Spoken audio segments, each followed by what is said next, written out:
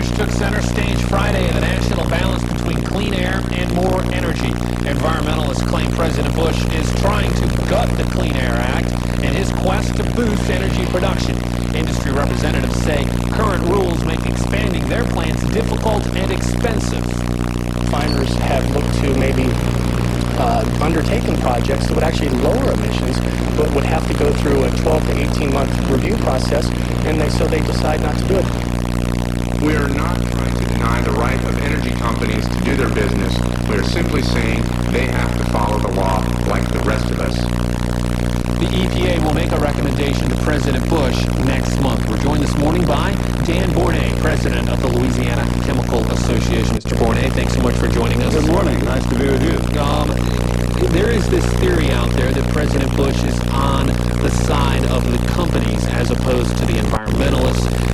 Speaking on behalf of the chemical industry, do you see a favorable guy in Washington? Well, I don't think there's going to be any significant rollback in environmental regulations. I think everything that happened Friday pointed toward the fact that there has to be some sort of a streamlining in the process to permit energy type of facilities, not just energy facilities, but environmental facilities, to make the environment even cleaner.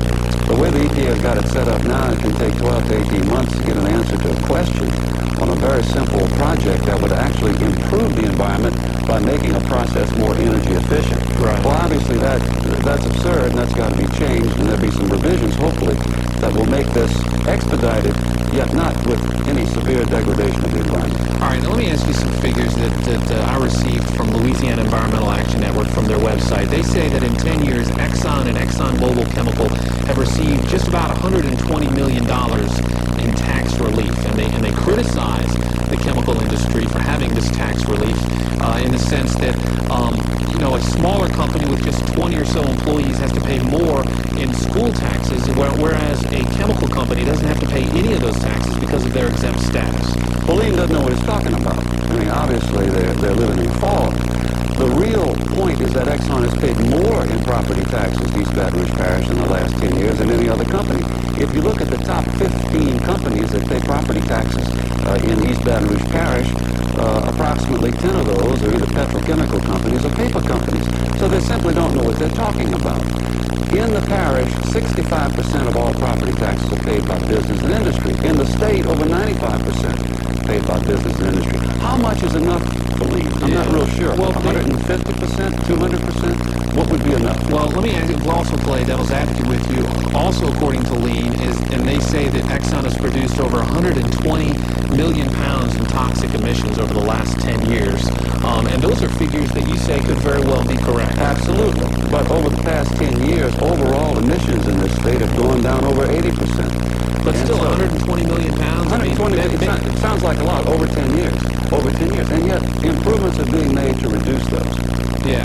Some would say that 1 pound of toxic emission is too much, in opposed to 120 million pounds. Is that still a number that is just far too high? Well, ask them what number would be acceptable.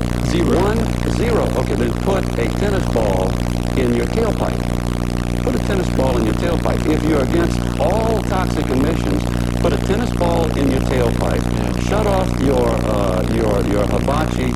Turn off your gas grill, and don't burn your fireplace in the wintertime, because all of these combustions, all of these types of regular routine activities create toxic emissions. And creating toxic emissions would lead to the responsibility of deaths in Louisiana. 500 deaths every year are related to air pollution. How do they know that? That's what they say. How do they know that? Now, I saw an ad in the paper on Friday that said that the utility companies in Louisiana have killed 400 people last year. Now, that is outrageous. That is absurd. That is inflammatory. Sure. Where are these people getting these numbers? Where are they getting the numbers? But do you admit that the chemical companies do lead to some sort of toxic emissions out there, which cannot possibly be good for the human body? Of course. But let's take a look at the whole picture, okay?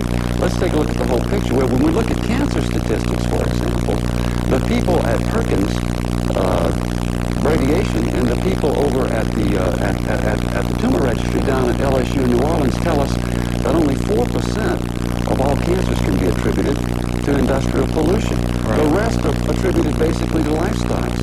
And so if there are health effects of toxic emissions, they have to be taken into consideration of our lifestyles.